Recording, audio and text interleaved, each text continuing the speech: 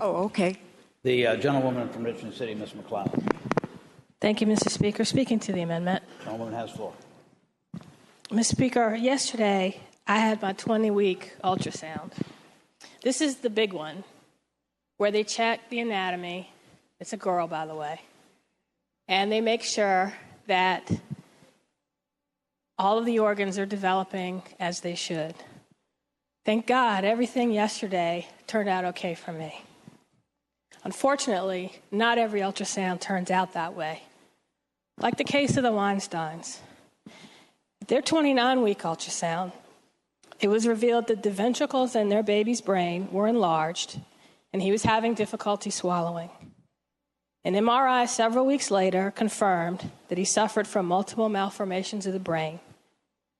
The Weinsteins were faced with the prospect of giving birth to a baby expected to suffer from nearly constant seizures, who would have required feeding tubes to stay alive, and could have been in a vegetative state. They decided, in consultation with their family and their doctor, to end the pregnancy rather than continue the suffering for another 2 months. And then there's Tracy from Arlington, a federal employee. Her ultrasound revealed that her baby's heart and intestines were going outside of her chest and stomach.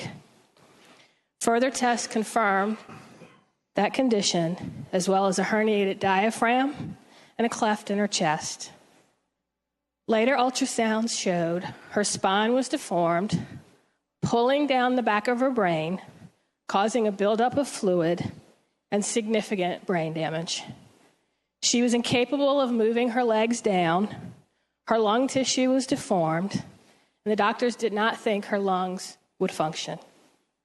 They expected if the baby survived the pregnancy, she would suffocate shortly after the umbilical cord was cut. Tracy and her family agonized over what to do, having already delivered a stillborn baby. They desperately wanted another one. After getting a second opinion, they decided to terminate the pregnancy. But because Tracy was a federal employee, her insurance didn't cover the procedure. She couldn't be admitted to a hospital for the procedure because the hospital considered her uninsured. She ended up having to go to a private practice and paying in cash.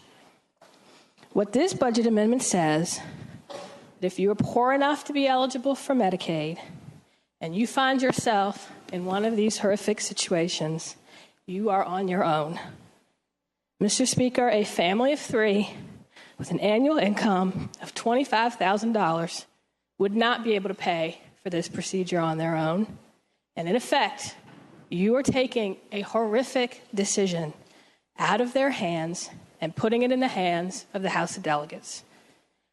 What the language in this amendment that requires every possible measure to be taken to preserve the life of the unborn child, in some cases, will lead to a very horrible death once that child comes to term.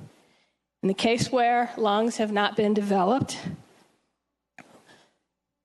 you are asking a family to carry a baby to term, watch it be born, watch it essentially drown for 2 to 3 hours before its heart stops, while it struggles to breathe until it is exhausted and gasps for breath intermittently for hours, waiting to get so acidotic that it suffers arrhythmia and dies.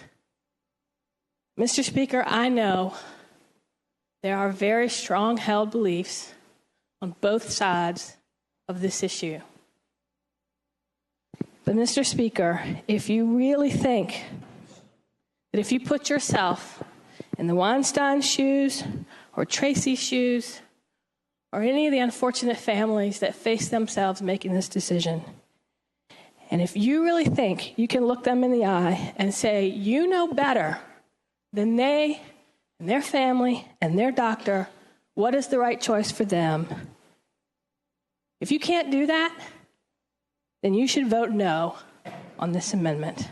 Thank you.